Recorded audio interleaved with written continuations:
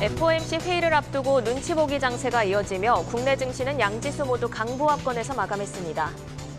원달러 환율은 6원 이상 하락하며 1,307.6원에 마감했습니다. OCI는 연결 기준 2분기 영업이익이 1,810억 원으로 전년 동기 대비 8.8% 증가한 것으로 잠정 집계됐다고 공시했습니다.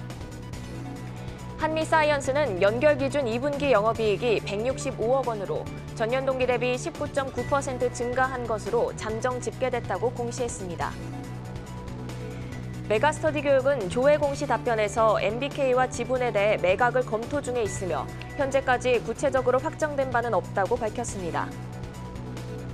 페노션은 LNG 운송사 확대를 위해 LNG선 한 척을 신규 건조한다고 공시했습니다.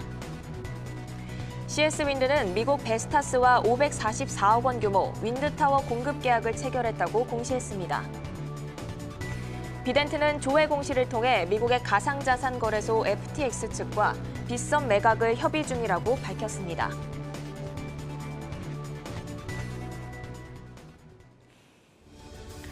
내일을 여는 성공투자습관 투데이안경 코리아마켓 오늘장 마무리하면서 내일을 위한 성공투자 힘차게 열어보겠습니다.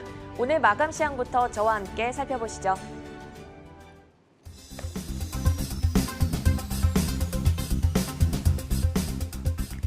오늘 코스피 지수는 일부 미국 기업의 실적 부진과 경제지표 부진으로 하락 출발했습니다. 하지만 장중 상승 전환에 성공하면서 0.3% 상승한 2,412포인트에 안착을 했습니다. 코스닥 지수는 전일 나스닥 지수 하락 영향에 외국인이 기술주를 중심으로 순매도세를 보이며 보합권 등락을 이어갔는데요. 오늘 코스닥 지수는 강보합에 마감했습니다. 오늘 코스피 지수는 등락을 반복했습니다. 미국 뉴욕 증시가 혼조세로 마감한 것과 비슷한 양상을 보였는데요. 빅 이벤트를 앞두고 방향성 베팅을 자제하며 관망하는 흐름이 이어졌습니다. 이어서 수급 보겠습니다. 양시장은 엇갈린 흐름을 보였습니다. 코스피는 짙은 관망세로 매수 매도 규모가 적은 가운데 기관과 외국인이 이틀 연속 돈반 순매수에 나섰습니다. 코스닥에서는 개인이 4거래일 동안 물량을 계속 받아내고 있지만 외국인과 기관은 오늘 동반 매도를 보였습니다. 이어서 시가총액 상위 종목들의 온도 코스피 마켓맵으로 살펴보겠습니다. 네, 어제 강한 상승 보였던 현대차와 기아가 오늘은 쉬어가나 싶었지만 현대차는 보합, 기아는 상승으로 돌려 세웠습니다. 그리고 삼성전자와 SK하이닉스는 외국인의 매수에 힘입어 빨간불로 마감을 했는데요. 삼성전자는 1% 가까이 상승했고 SK하이닉스는 0.5% 상승하며 마감했습니다. LG에너지솔루션이 장중 4% 넘는 강세를 연출하기도 했습니다. 좀 더 자세히 볼까요? 네, 오늘 중국 화요 코발트와 배터리 리사이클 합작법인을 설립한다는 뉴스가 전해졌습니다. 어제는 각형 배터리 개발을 잠정 중단하고 파우치와 원통형 배터리에 집중하겠다는 소식도 있었는데요. 이런 긍정적 뉴스 속에 내일 보호예수 해제를 앞두고 있음에도 불구하고 어제에 이어 오늘도 강세를 보였습니다. 외국인과 기관의 동반 매수도 이틀 연속 들어오고 있는데요. 장 막판 상승분을 조금 돌려내면서 0.7% 상승으로 마감했습니다. 이어서 현대건설 보겠습니다. 어제 저희 이슈콕톡에서 다룬 종목이기도 한데요. 오늘 2분기 양호한 실적을 발표했습니다. 영업이익이 컨센서스에 미달하긴 했지만 본격적인 외형 성장 국면을 확인했고 잠재 부실도 털어냈다는 점에서 2분기 실적은 긍정적이란 분석입니다. 이런 분석에 힘입어서 오늘 3% 넘게 상승하면서 견조한 흐름 보였습니다. 이어서 특징주 살펴보겠습니다. 먼저 메가스터디 교육입니다. 국내 1호 교육 기업이기도 하죠. 대주주의 지분 매각 추신설이 불거졌습니다. 메가스터디 교육은 조회 공시 답변에서 MBK 파트너스와 지분에 대해 매각을 포함한 다양한 방안을 검토 중에 있으며 현재까지 구체적으로 결정되거나 확정된 바는 없다고 밝혔습니다. 이에 오늘 극심한 변동성을 보였는데요. 장 초반 10% 넘는 상승을 보이다가 장중 2%까지 하락하고 말았습니다. 마감은 1% 넘게 하락한 84,800원의 종가를 형성했습니다. 이어서 풀무원 보겠습니다. 2분기 실적이 컨센서스에 부합한다는 증권가 전망에 오늘 강세 보였습니다. 가공식품 판매 호조와 리오프닝이라는 긍정적인 점과 원가 부담, 해상 운송비 증가라는 부정적 측면이 혼재된 실적이지만 낮아진 시장 기대치는 충분히 뛰어넘을 수 있다는 분석이 나왔습니다. 오늘 시장에서 6% 정도 상승을 하면서 마감했습니다. 이렇게 특징주까지 짚어드렸고요. 지금까지 마감 시황 정리해드렸습니다.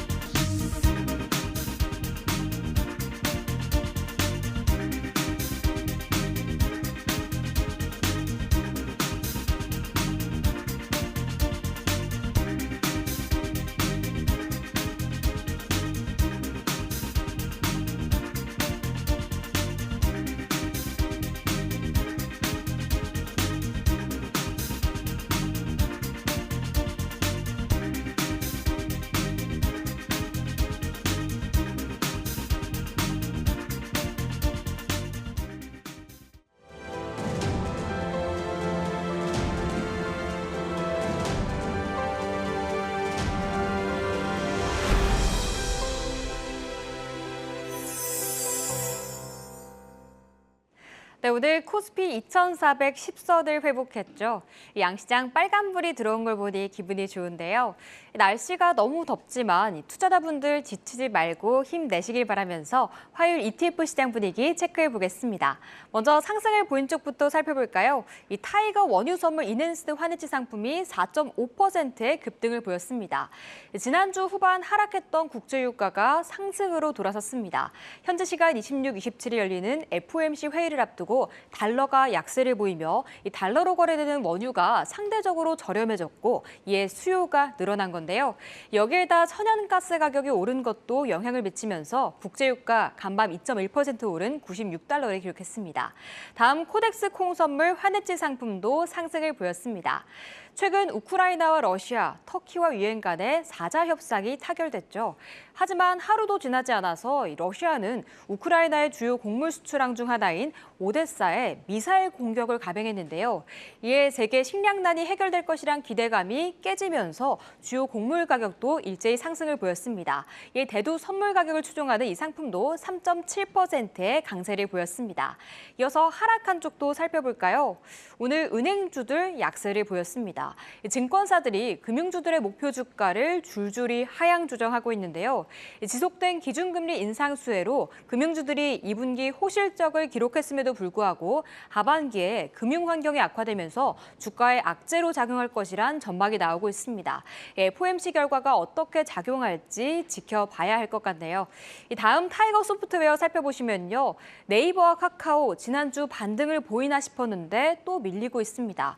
간밤 나스닥 지수가 하락을 보인 가운데 28일 애플과 아마존, 인텔 등 대형 기술주들의 실적 발표를 앞두고 국내 성장주들도 약세 흐름을 이어가고 있는데요.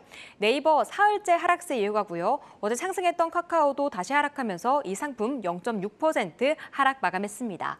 지금까지 ETF 시장 마감 살펴봤고요. 이어서 수급 동향도 살펴볼까요? 지난 19일부터 25일까지 5거래일 동안 기관은 어떤 종목을 매매했는지 알아보겠습니다.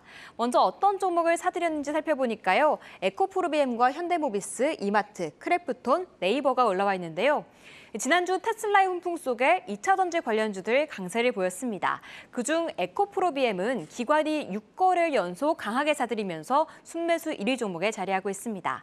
다음 크래프톤 살펴보시면요. 올해 3분기부터 기존 게임 매출이 증가하고 신작 출시에 따른 외형 성장이 예상되면서 뚜렷한 상저하 고를 볼 것으로 기대되고 있습니다. 이 기관이 4거래일 연속 사들이고 있습니다. 이어서 파는 쪽도 알아보면요. 삼성전자와 SK하이닉스, KT, OCI, SO일이 올라와 있는데요. 어제 외국인의 매매 동향과 반대의 모습이 포착되고 있습니다. 외국인은 사들였던 삼성전자와 SK하이닉스를 기관은 연일 매도하고 있습니다. 다음 OCI 체크해보시면요. 어제 8% 급락한 종목이죠. 중국에서 폴리실리콘 가격 규제에 나설 것이라는 소식에 흔들렸는데요. 그 전부터 기관은 정리하기 시작하면서 6거래일 연속 팔았습니다. 지금까지 기관의 매매 동향 살펴봤습니다.